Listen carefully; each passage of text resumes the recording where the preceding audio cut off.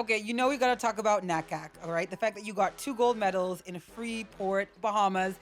Listen, I was watching the live stream, and I came in, and it might have been your 16th restart in the men's 200 meters. I mean, 4 plus 1 is 5 of them. But, like, congratulations, by the way. But what the heck happened in the 200 meters for the men?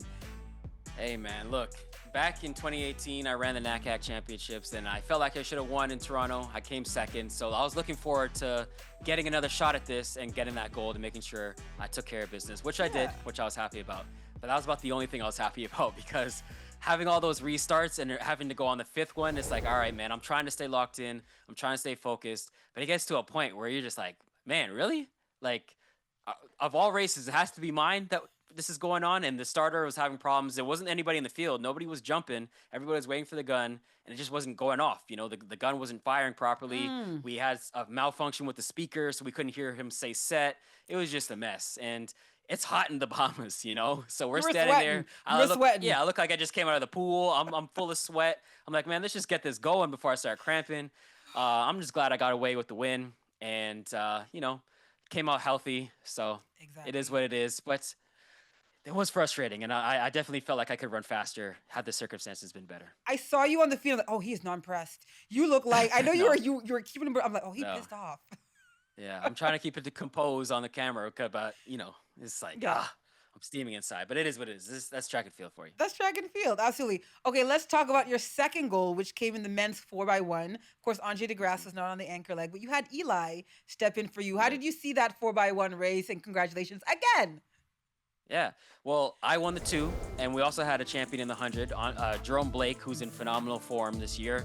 He won at a new personal best, 995, so we knew he was going to kill it on the backstretch. He already kills it. Even last year, when he didn't run so well individually early on in the season, still does his thing on the backstretch. So you give him a 995, oh my God, he's going to fly. So we fixed our handoff, which was nice, because at the World Relay Championships, obviously we messed up that we botched that relay pass. Even in the Gold Paris race, we had a little misfire. So we wanted to stop that streak, and we got right back to it. We had a nice zone time, a nice smooth pass to the exchange. So that was nice, 1-2. And it was kind of over once Jerome gave it off to Brendan, and all Bucky had to do was bring it in and hold that lead, which she always does. And we gave it to Eliza, which was nice to get him some experience, get his feet wet, because you never know what's going to happen at the World Championships. Maybe he has to step in and run the prelim. Maybe he has to run the final. Who knows who's going to be there and what type of form they're going to be in come Tokyo. We don't want to repeat a Budapest, where we were world champions in 2022 and then didn't make the final in 2023. We want to have depth. We want to have people who can step in and plug in and fill those pieces where we need to. And that's how you have a lasting dynasty of a relay team. And so for him to step in, we ran a championship record, 38.05. He had a nice relay split, and it's only going to be up from there. We're going to get sharp. We're going to get faster individually. We're going to get smooth, build up on our chemistry, go to Gifu and, work on our relay passes there. I'm excited for this 4x1, man. I can't wait to get there in Tokyo. All right. I love that breakdown. I love that you have a supporting cast, that there's more depth in the men's 4x1 relay program. It's super important, especially if you think moving forward, for sure. Joining us now to break down how the Canadian women did this past weekend is fellow former hurdler, now turned journalist, Joy Spearchief-Morris. Welcome to Trackside, girl. Happy to have you. Thank you. I'm so happy to be here. So I want to start off talking about Savannah Sutherland, 400-meter hurdler for Canada. Made basically her pro debut. 6th place, 3 seconds off her season's best, which she set at the NCAA championships. Running on the college circuit is very different than being on the pro circuit. What can we take away from this? Should we be a little concerned, or is it just she's just learning the ropes at this point? I don't think we should be concerned. I think that she's just adjusting to a different level of international competition.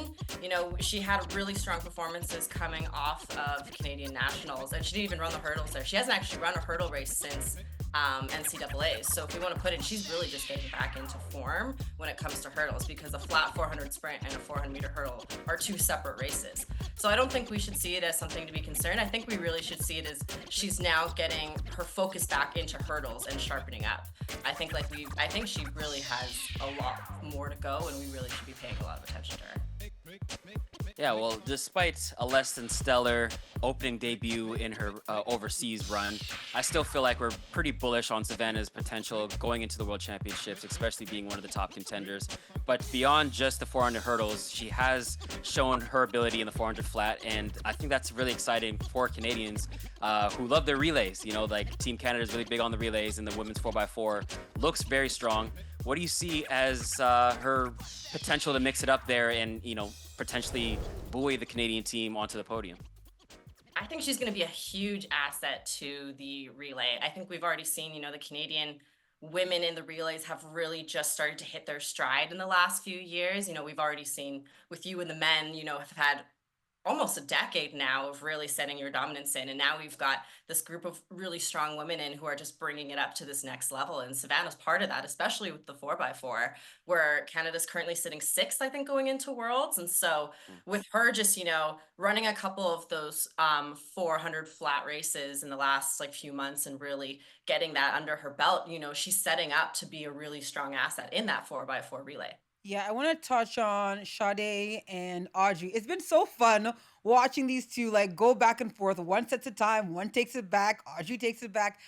I went and watched their race from NACAC this past weekend in Bahamas. It wasn't the best for the two of them, right? Fifth and eighth between the two.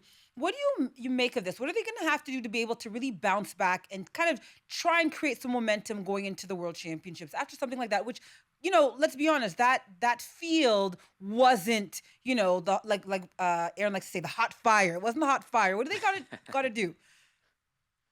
I think the one thing I will say about Sade and Andre is they're both very consistent runners. Like if you look at their times of the past year and last year as well, I think with Audrey, she had this huge explosive year last year, but she's remained very consistent with her times. I see kind of NACAC with her is really kind of a blip. I don't know what happened in that race. I wasn't there. I can't tell, but it looked like a really big anomaly for her. So I don't think we should be taking it as something that's going to really, determine what's going to happen with her for Worlds. And with, Sade has had really consistent growth season from season over the past 8 or so years. So I'm really excited to see her finally starting to get recognized and have these rewards for all the hard work that she's been putting in. But I think between both of them, they're such consistent runners that I think NACAC should be something that we kind of see as a blip. And maybe it's shaking off those nerves in Right. these international these big international meets before we get to Worlds. You don't want to have what happened at NACAC happen at Worlds. Like let's have it Exactly. at NACAC where we're not everyone paying attention. Shake it So off. I think that, yeah, exactly, let's shake it off, and now it's the stage is set. Now you can focus and bear down for World Championships. Well, in Top Golf or mini golf, we like to call that a mulligan. So we'll give them the NACAC mulligan, and then going into Tokyo, they got a chance to do it again. But someone who doesn't need a mulligan is Sarah Minton. So we'll switch over to the field a little bit. But let's talk about Sarah and her performance. She won the NACAC, and she's thrown over 20 meters 7 times now. So she's really finding her stride and looking to bounce back after what happened last year in Paris. I know she's really trying to get on that podium and show her potential in Tokyo this year at the World Championships. What do you make of her season so far and her potential going into the World Championships? I see Sarah's season this year as someone who's really hungry to prove that, she has what it takes to be that number one spot. I think, with what happened with Worlds yesterday, you could just see how, not Worlds, with Olympics, sorry, you could see how devastated she was to have that result. And I think a lot of people, who are cheering for her were quite surprised. So I see her this year as really hungry, and she hasn't been really loud or anything about that on social media or anything. I think she's really just been putting in the work. And we see that, it's shown with how, winning, World Indoors, winning the World Indoor Circuit for Diamond League, and, her consistent results now NACAC. I think she's really setting herself to be someone that people should be afraid of when it comes to World Championships this year. And I think that I would put my money on Sarah. I think she has what it takes, and I think that she's really, going to make a big statement and show people, don't think about what happened in Paris. This is who I am, and this is who I will be going forward. This is it. We would put our Yes. money on her too. So you say that, and we absolutely agree.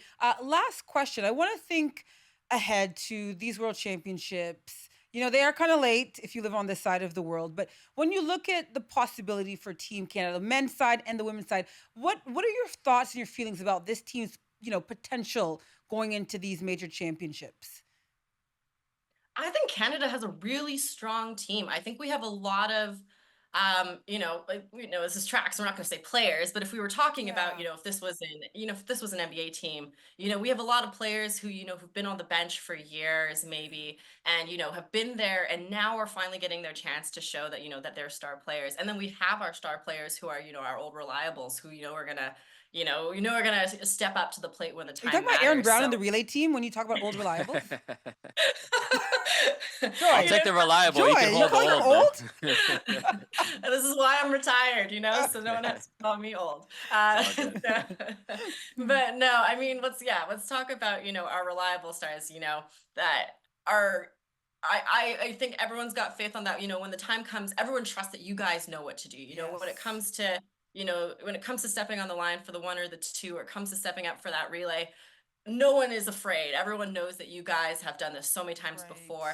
And then we have these new stars who are coming up, people like Savannah who I know she's been to the Olympics and she's been on this stage, but really she's a fresh face for a lot of people. Yes. And so to really step up there and get her chance as well, I think all in all we're setting up a really rounded team that I think people already should be afraid of Canada coming into the track world. But I think now is Canada's really showing that, we're not a one trick pony or, only a Hmm. relay team.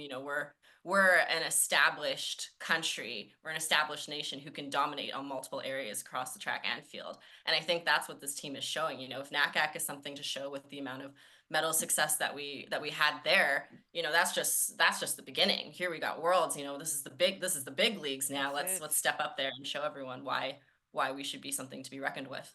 Oh, I like that. I'm ready for the Amen. worlds to start tomorrow, right? Like, let's go. Yeah. Joy Spearchief-Morris, thank you for your insights. Thank you for your knowledge. We absolutely appreciate it. Thanks so much for having me. See you later.